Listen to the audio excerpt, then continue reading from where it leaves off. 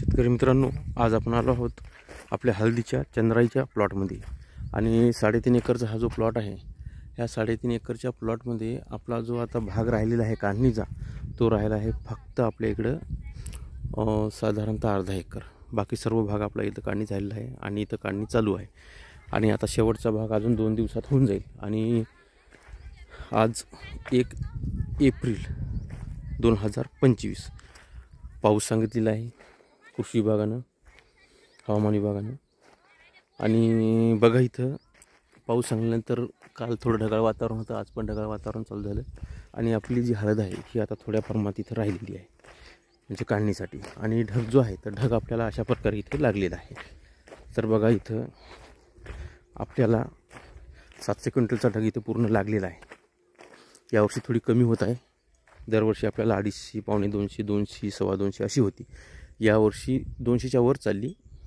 आता इथं 700 क्विंटल पूर्ण झालेली आहे।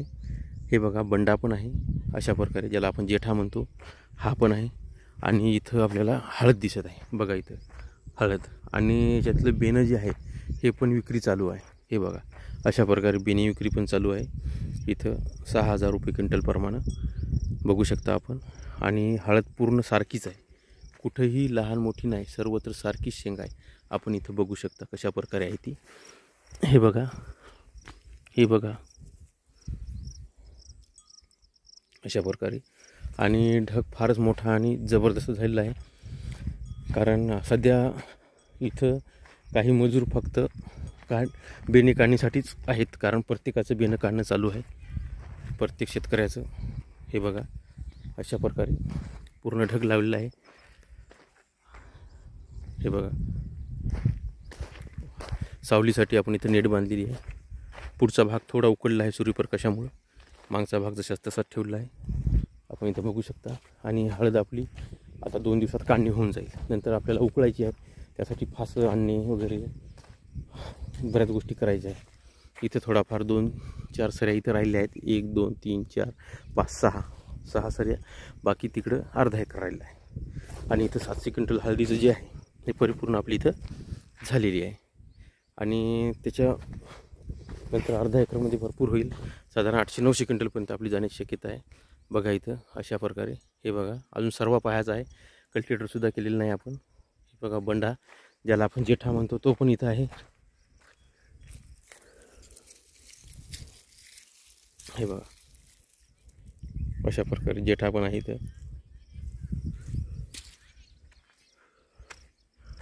आणि इथं बेणं काढणं चालू आहे। हे बाकी शेतकऱ्यांचं बेणं आहे या पोत्यामध्ये, परंतु या पोत्यामध्ये काढण्यापेक्षा जर सुती पोत्यात काढलं तर सुकत नाही। याच्यामध्ये हवा लवकर लागते, ऊन लागते, सूर्यप्रकाश लागते। हवा लागल्यामुळे काय होते, लवकर सुकते। त्याच्यापेक्षा सुती पोत्यात काढलेलं सर्वात चांगलं। परंतु शेतकरी हे पोते आणत आहेत, स्वस्त असतात म्हणून, परंतु हे जे सुती पोता वरदान आहे, याच्यात जर केलं तर हवा लागत नाही आणि चांगल्या प्रकारे राहते। याच्यामध्ये थोडी हवा लागल्यामुळे सुकून जाते। आणि बघा अशा प्रकारे इथं परिपूर्ण असा ढग झालेला आहे। आपल्याला माल पण निघालेला आहे पद्धतशीर चांगल्या प्रकारे।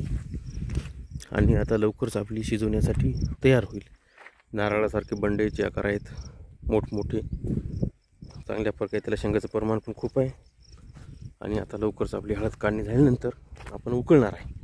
जे काही शेतकरी आहेत ते बेणं नेत आहे सध्या अशा प्रकारे। हळद चंद्राई।